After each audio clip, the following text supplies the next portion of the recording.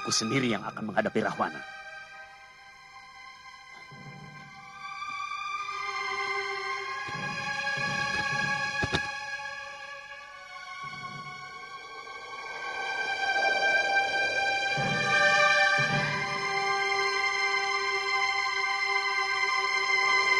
Di negeri Lokapala yang dijaga wibawa para kesatria, seorang pengawal berlari tergesa menuju balairung istana, wajahnya pucat menahan duka.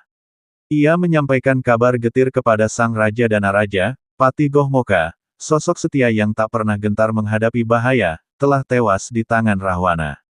Kabar itu bagai petir membelah langit siang, kadipaten yang dahulu tenteram kini diguncang, lantaran ulah Rahwana yang berani mengganggu wilayah milik kakaknya sendiri, sang Danaraja.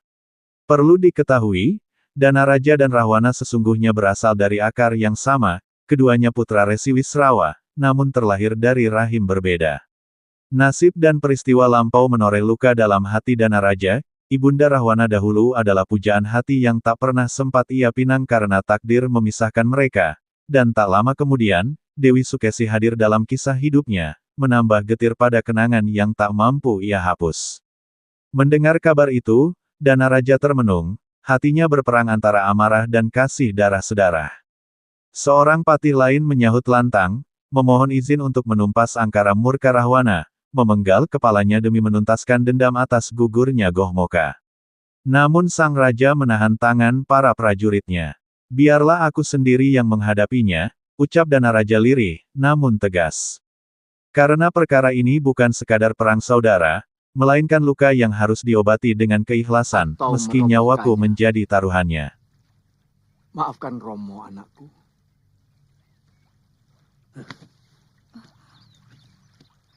Suatu saat, hamba akan berhadapan dengan salah seorang putra Romo di medan laga.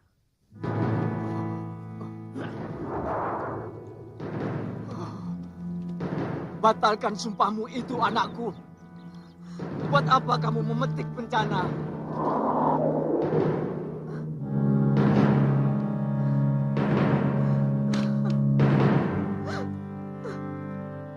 Romo Begawan, maafkan hamba. Rupanya sumpah hamba akan menjadi kenyataan.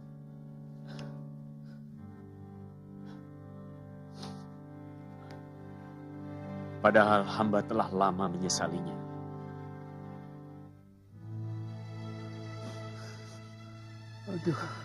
Doa sang Prabu Danaraja menggema menembus lapisan semesta, mencapai langit kahyangan. Para bidadari di sana merasakan panas yang membakar jemari halus mereka, tanda doa manusia penuh tulus telah menyentuh tahta para dewata. Kahyangan berguncang lirih, dan Batara Guru yang bersemayam di puncak Sorgaloka memerintahkan para dewa mendekati Danaraja. Bawalah ia ke Sorgaloka, titah Batara Guru, sebagai pahala atas hatinya yang mulai mengerti keseimbangan antara kebaikan dan keburukan.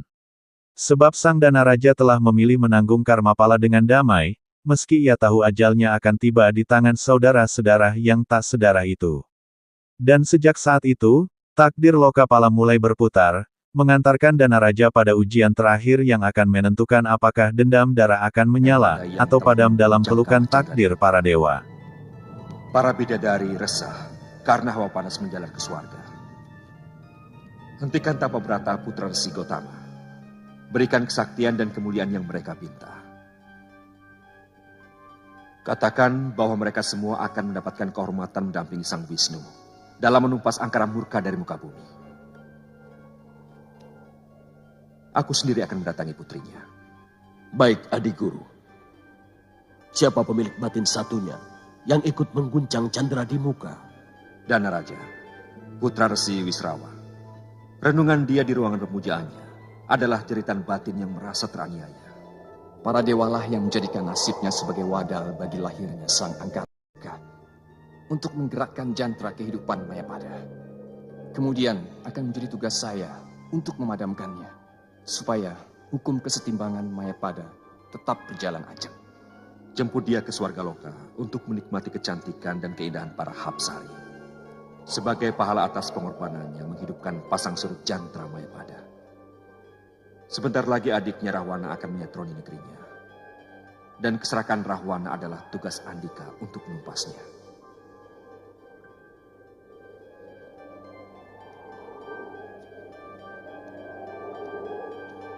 Keluar kamu! Aku menantangmu adu kesaktian. Scene berpindah ke bumi Lokapala, di mana langit mendung menebar tanda malapetaka. Dari kejauhan, sosok Rahwana melangkah dengan dada tegap dan sorot mata membara, memasuki wilayah kakaknya tanpa rasa gentar sedikitpun.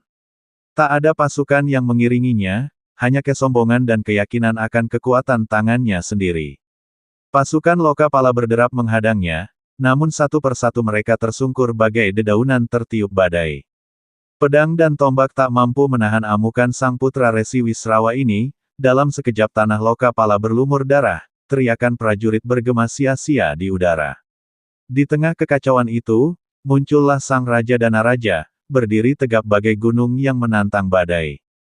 Sorot matanya bukan hanya kemarahan, tetapi juga kesedihan mendalam melihat adik seayahnya berubah menjadi jelmaan angkara murka. Rahwana menatapnya sambil tersenyum sinis.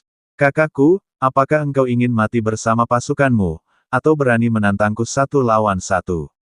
Danaraja mengangkat wajahnya, menahan segala amarah yang membuncah di dada. Jika ini jalan yang harus kutempuh demi tanah warisan ayahanda, maka 1 lawan 1 akan menjadi pilihan terakhirku, ujarnya mantap. Pertarungan pun pecah. 2 darah keturunan Wisrawa saling beradu tenaga dan ajian sakti. Petir berkilat, bumi berguncang setiap kali senjata mereka beradu. Namun Rahwana, yang dibutakan kesombongan, merayakan kemenangan lebih cepat dari takdir. Danaraja, yang sejak awal menanggung beban karma pala, mulai kehilangan tenaga, sementara dalam hatinya berkecamuk kasih sayang yang tak sanggup ia bunuh. Tangis Rahwana pecah ketika melihat kakaknya terhuyung, namun genggamannya tetap tak melepaskan senjata. Menatap adiknya untuk terakhir kali, Danaraja berbisik lirih, biarlah nyawaku menjadi penebus segala dendam di antara kita. Dengan pasrah, sang raja menyerahkan dirinya, dan tewas di tangan Rahwana, sebagaimana telah digariskan Batara Guru di langit takdir. Setelah darah kakaknya membasahi tanah itu, Rahwana menancapkan panji kekuasaannya dan menamai wilayah tersebut Alengkadirja, tanda kebangkitannya sebagai penguasa baru di tanah Lokapala, meski harga yang dibayar adalah darah keluarga sendiri. Keburukan yang kau lakukan akan memburukan nama ayahku. Oleh karena itu aku merasa berkewajiban memberi nasihat padamu. Ini yang tidak bisa aku terima. Bahkan mulut Dewata pun tidak akan pernah kugubris. Sekarang Danaraja hanya ada 2 pilihan. Kita lakukan perang besar. Antara kekuatan pasukanku dan pasukanmu. Atau antara kau dan aku. Baik. Tapi bagaimana kalau kamu aku kalahkan? Apakah kadipatenmu akan menjadi milikku?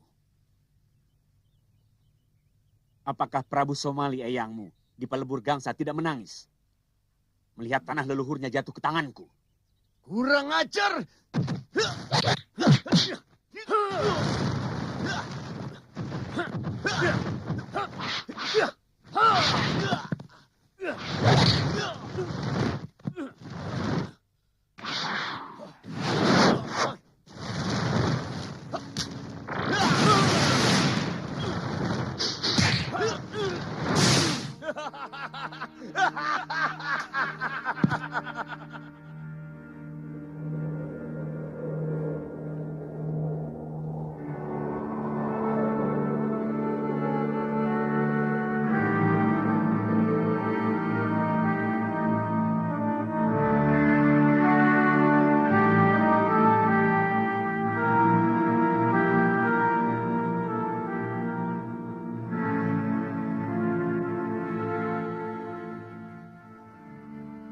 Bangunlah cucuku. Adegan bergeser, cahaya kahyangan memancar bagai sinar bulan purnama menembus kabut malam.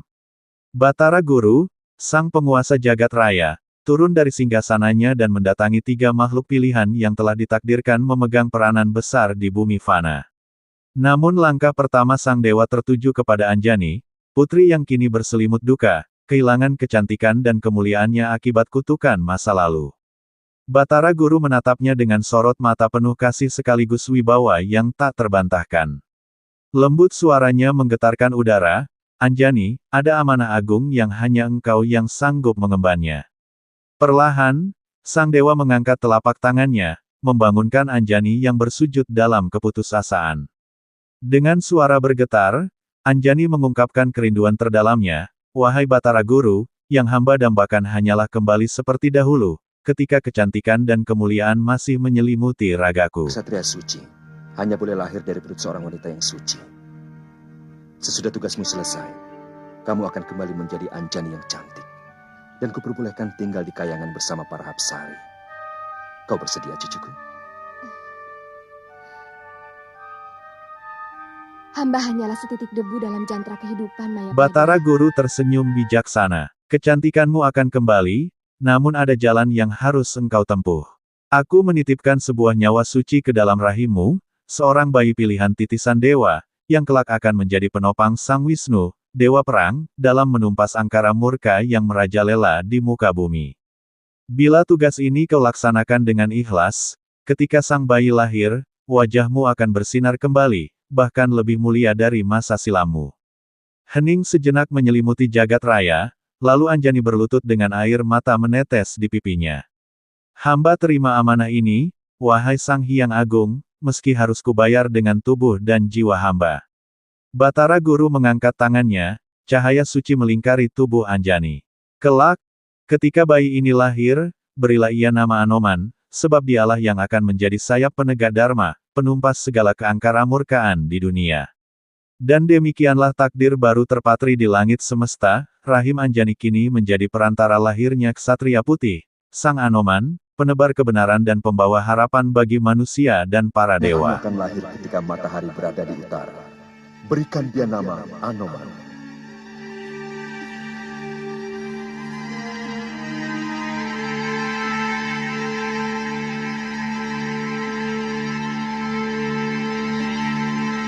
Ajak kalian telah tewas.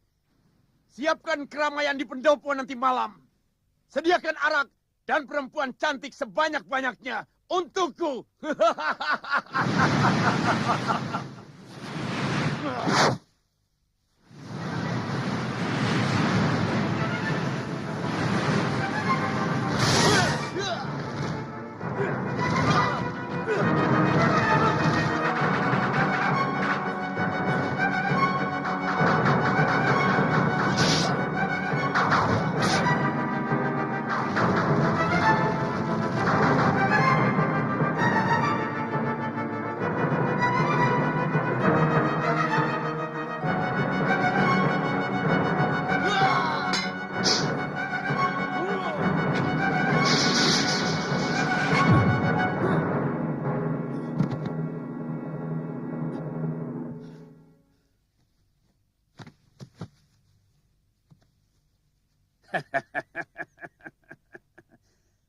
Kau tidak akan mampu membunuhku, Rahwana.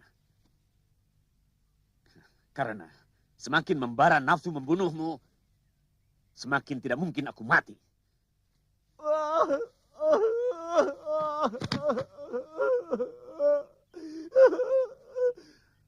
Bunuhlah saya, Kanda Prabu. Ternyata kesombongan saya selama ini tidak ada artinya. Kesaktian Kanda Prabu jauh lebih tinggi dari saya. Bunuhlah saya. Bangunlah, Rahwana. Tidak pantas. Anak seorang begawan sakti menangisi kekalahan. Daripada saya harus menanggung rasa malu. Seorang adipati sakti mandraguna telah menjadi pecundang. Apa kau pikir? Seorang kakak tega membunuh adiknya sendiri.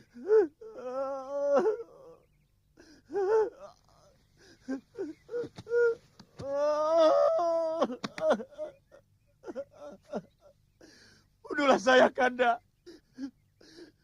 Supaya penderitaan batin saya bisa tuntas hari ini. Saya yang minta, Kanda Prabu. Saya tidak bisa hidup menanggung malu. Saya tidak menyangka Ayahanda Wisrawa jauh lebih sayang kepada Kanda. Sehingga ilmu yang diberikan lebih tinggi dari saya. Bunuhlah saya, Kanda Prabu. Saya tidak akan mampu mengekang nafsu amarah saya. Melihat Wajah seorang ayah yang tidak adil kepada sesama anaknya. Rahwana, jangan kau bawa-bawa ayah kita. Beliau seorang yang sangat adil. Kenyataannya tidak seperti itu. Ilmu Kana jauh lebih sakti dari saya. Bukankah ilmu itu Kana dapat dari ayahanda Begawan? Kamu menginginkan kemenangan, Rahwana. Saya cuma ingin tidak dipermalukan.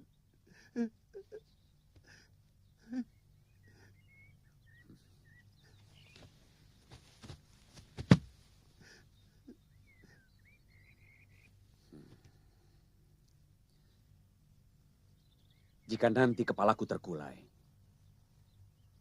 kau hujamkanlah senjatamu.